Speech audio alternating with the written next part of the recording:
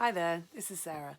The purpose of this video is to talk about Calvinism. So to explain what Calvinism actually was and how it links to our studies on beliefs, to talk about how Weber understood Calvinism from his own work, exploring that, and also how useful this can be, using Calvinism as an example of religion being a force for change.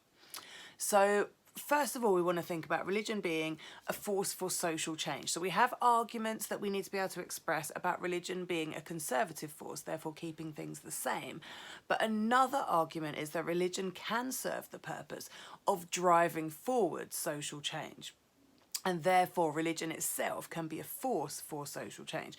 So Weber felt that he had this example in Calvinism of religion as a force for social change, or social change that had happened because of religion. So religion had kind of been the catalyst for this social change. And the social change Weber was looking at was actually the beginning of capitalism as we know it. So the reason this is relevant in your essays is because, firstly, you could have an essay on Calvinism itself. You could have an essay on religion for social change, and you would need to have examples there. So if it's an essay about, evaluate whether religion can act as a force for social change, then Calvinism would be, Calvinism according to Weber would be one of your strong points. However, also if you have an essay about religion as a conservative force, then you can bring in Weber's ideas on Calvinism actually as a counter argument, or to give balance to your argument, or show some evaluation as well.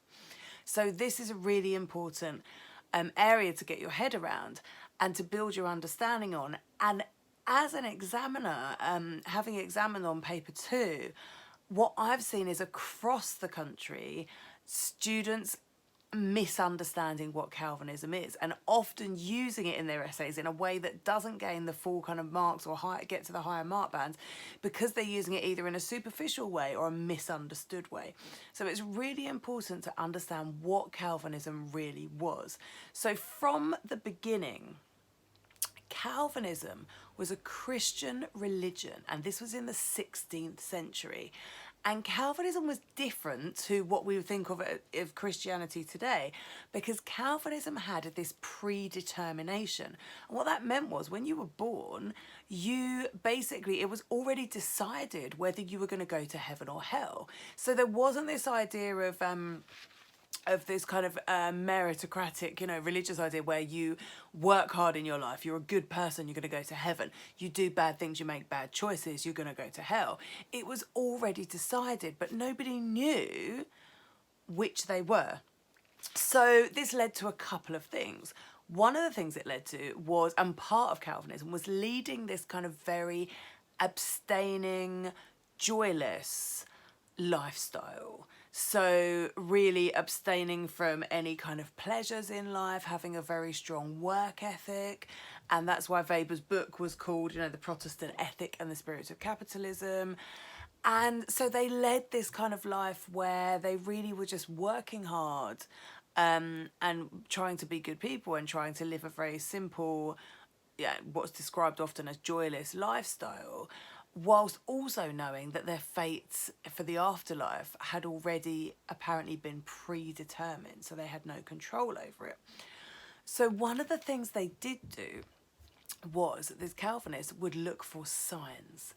And one of the signs that they felt was going to give them an indication, or they believed would give them an indication as to whether they would be going to heaven or hell, how successful their outcome was going to be, was the fact that if their business did well. So apparently if their business was doing well, it would be like a sign from God that they were predetermined to go to heaven.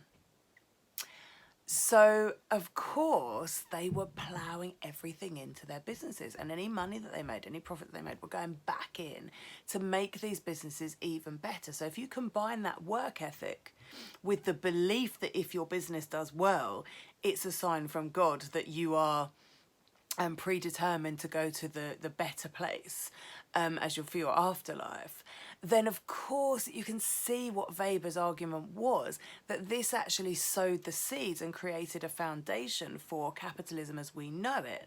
So his argument and what he kind of noticed was that he felt that historically this was where, you know, capitalism and this real investment in creating successful businesses and competition and being the best business and ploughing your profits back in and reinvesting and you know, being capitalists essentially. So he noticed that, or he felt that historically that was where this was beginning, and that then led on to contribute towards and then become capitalism as we know it today. And that is one argument, and there are people who disagreed with Weber. So we've got, let me just check my notes here because this is one name I always forget. We've got Kautsky.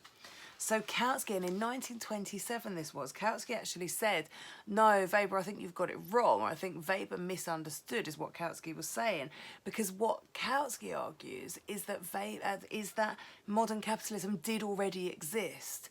And there are also other arguments that capitalism came out of other societies where Calvinism wasn't in existence. Therefore, capitalism obviously emerged from some other social factors rather than simply Calvinism as a religion. So to summarise, Calvinism was a religion of predestination, but people were looking for signs that they were going to the better place, to heaven. And they were living this ascetic, very, very joyless, abstinence-based, very kind of sensible and dogged, hard-working lifestyle, but they were looking for signs, and they believed that the signs would be if they were working, if their business was doing well. So obviously they were working very hard at their businesses. Weber believed that this was what led to capitalism. So if you're going to use Calvinism in your essay, where you're looking to use that is as an argument that religion has been a force for social change, because Weber is arguing that Calvinism as a religion, as a Protestant religion, led to capitalism being the outcome, because obviously we haven't always had capitalism. We've had feudalist society. There have been other different societies that we, you know, across the world as well.